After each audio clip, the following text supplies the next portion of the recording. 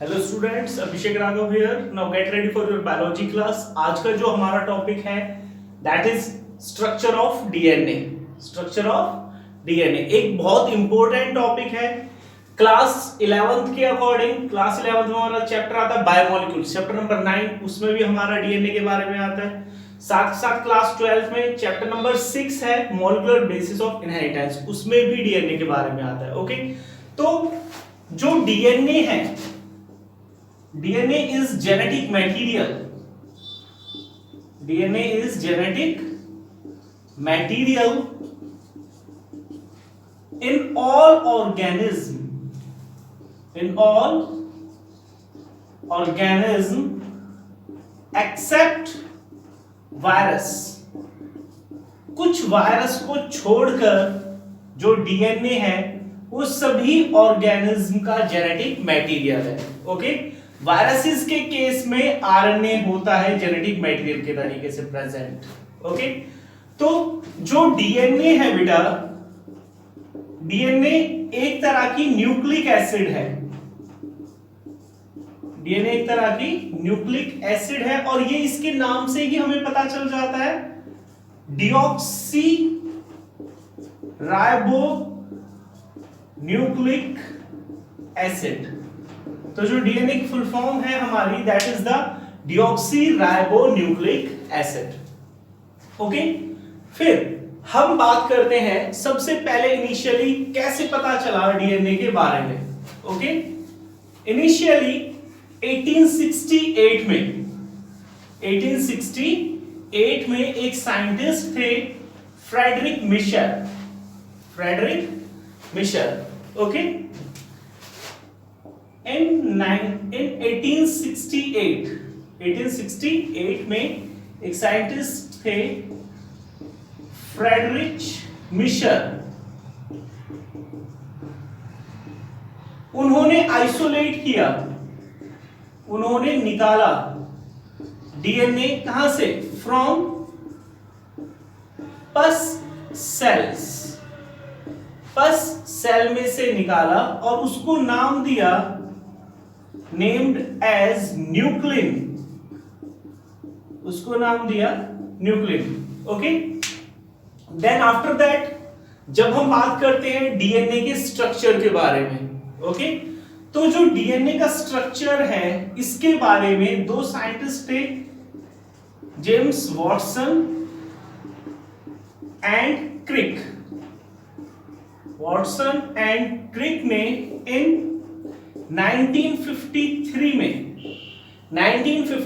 में डीएनए का स्ट्रक्चर दिया। डीएनए स्ट्रक्चर किसकी हेल्प से, with the help of X-ray diffraction technique. X-ray diffraction technique की हेल्प से।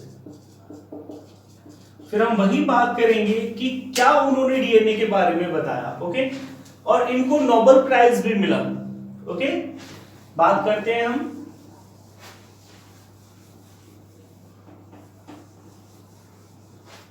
वॉटसन और क्रिक also got Nobel Prize in 1962 for this discovery. DNA की डिस्कवरी के लिए उनको नोबेल प्राइज भी मिला 1962 में। ओके, तो उन्होंने जो कुछ पॉइंट्स बताए डीएनए के स्ट्रक्चर के रिगार्डिंग, हम उनके बारे में बात करते हैं। स्ट्रक्चर मैंने यहाँ पे बनाया है, इसके बारे में भी हम डिटेल में बात करेंगे अभी। ओके, उन्होंने बताया कि जो डीएनए है, डीएनए हैज 2 स्ट्रैंड्स। डीएनए के 2 स्ट्रैंड्स हैं, एक और एक 2, runs anti parallel,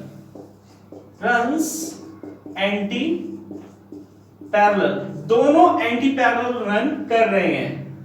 okay, in opposite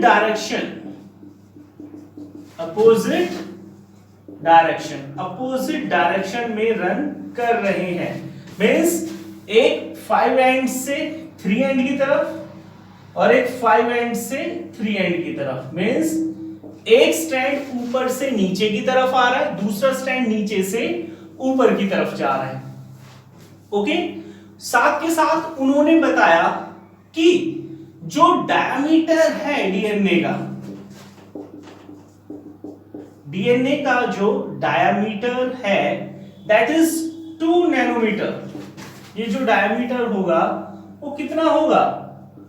that will be 2 nanometre, या हम कहते हैं 20 एंगस्ट्रॉम। 2 नैनोमीटर या 20 एंगस्ट्रॉम। सेकंड, हेलिक्स की जब हम बात करते हैं, helix simply means half of this and one complete this one। Okay, इस तरीके से। तो ये हुआ एक हेलिक्स, और ये जो एक हेलिक्स है इसकी लेंथ है 3.4 नैनोमीटर। ओके, लेंथ बेटा इसकी होगी 3.4 नैनोमीटर, या हम इसको कह देते हैं 34 एंगस्ट्रॉम। 34 एंगस्ट्रॉम। ओके, साथ के साथ इन्होंने बताया कि जो डीएनए है, डीएनए की बैकबोन, डीएनए की जो बैकबोन है यानी ये जो स्ट्रैंड्स हैं ये बने हुए हैं आपके शुगर और फॉस्फेट ग्रुप के, शुगर और फॉस्फेट ग्रुप के। Okay, sugar and phosphate group. Is that clear? फिर जब हम बात करते हैं स्ट्रक्चर के बारे में, तो उन्होंने बताया कि जो डीएनए है, हमने पढ़ा कि भाई डीएनए 3 चीजों से मिलकर बना हुआ है। डीएनए 3 चीजों से मिलकर बना हुआ है। DNA has 3 components. 3 कंपोनेंट्स है बेटा डीएनए के। पहला, नाइट्रोजीनस बेसिस। पहला है नाइट्रोजीनस बेसिस, सेकंड है शुगर, और थर्ड है बेटा phosphate group. Phosphate group. Okay, first is nitrogenous base, second is sugar and third one is phosphate group. तो जो नाइट्रोजीनस बेस है वो 2 तरह के प्रेजेंट होते हैं, प्यूरिन और दूसरे पायरिमिडिन। प्यूरिन और पायरिमिडिन। जो प्यूरिन्स हैं ये 2 रिंग स्ट्रक्चर है, इसके अंदर 2 रिंग्स प्रेजेंट है। पायरिमिडिन के अंदर 1 रिंग प्रेजेंट है, 1 रिंग स्ट्रक्चर। प्यूरिन्स भी 2 तरीके की हैं, फिर एडेनिन और दूसरे ग्वानिन। एडेनिन एंड ग्वानिन हम ऐसे लर्न रख लेते हैं, ए जी। पायरिमिडिन्स 2 तरह के हैं, cytosine and second thymine. Cytosine and thymine. Okay, जो शुगर है, पेंटोज शुगर, पेंटोज शुगर, और वो भी क्या, डिऑक्सीराइबोज। डिऑक्सीराइबोज शुगर प्रेजेंट होता है। जो फॉस्फेट ग्रुप है इसकी वजह से डीएनए के ऊपर नेगेटिव चार्ज मौजूद होता है। नेगेटिव चार्ज किसकी वजह से है डीएनए पे? Because of phosphate group.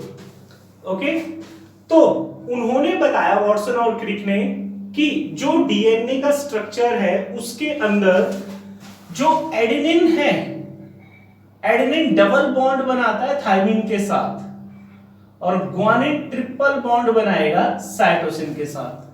Okay, means adenine complementary है थायमिन के और ग्वानिन कॉम्प्लीमेंट्री है साइटोसिन के। Okay,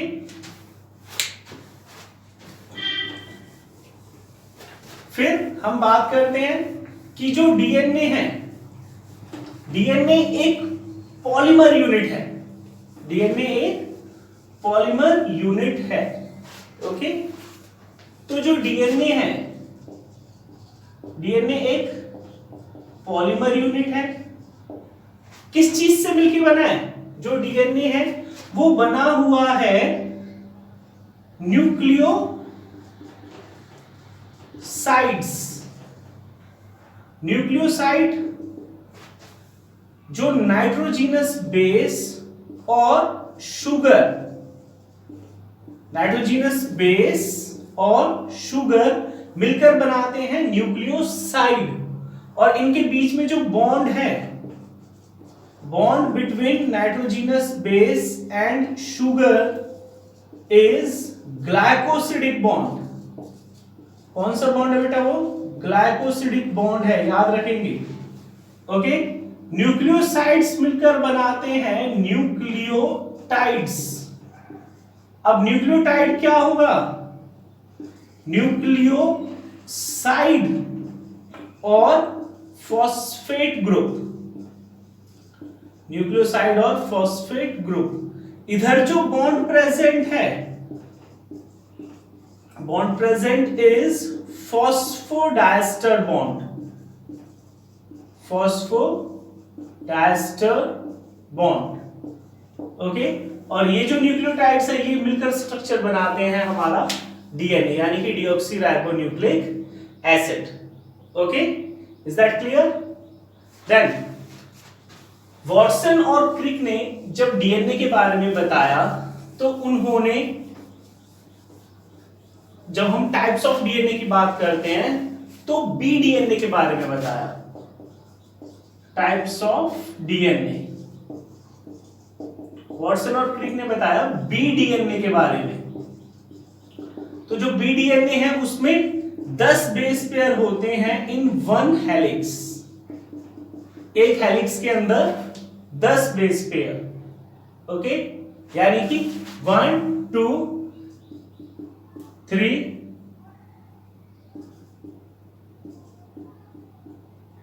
4 5 6 7 8 9 and 10। ओके, इस तरीके से। तो बी डीएनए में 10 बेस पेयर है। फिर ए डीएनए, उसमें 11 बेस पेयर होते हैं वन हेलिक्स में। सी डीएनए, उसमें 9 बेस पेयर हैं।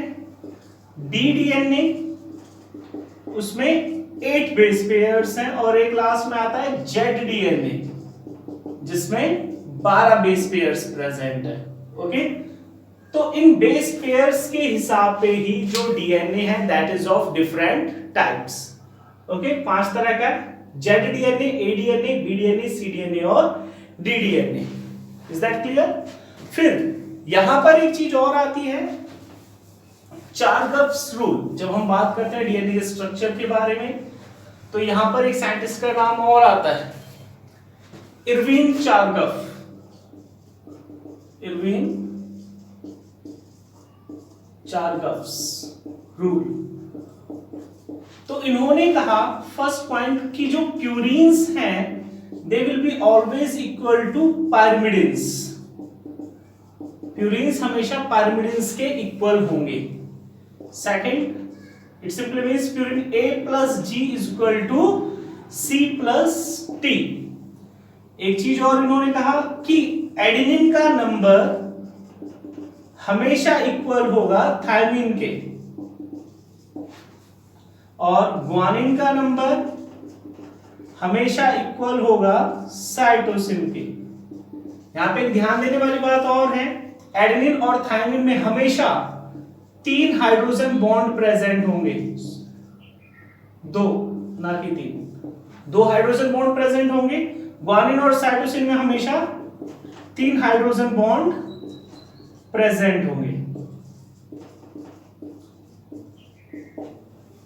ओके, इसीलिए एडेनिन हमेशा थायमिन के साथ 2 बॉन्ड बनाता है और ग्वानिन हमेशा साइटोसिन के साथ बॉन्ड बनाता है, और ये एक दूसरे के कॉम्प्लीमेंट्री होते हैं।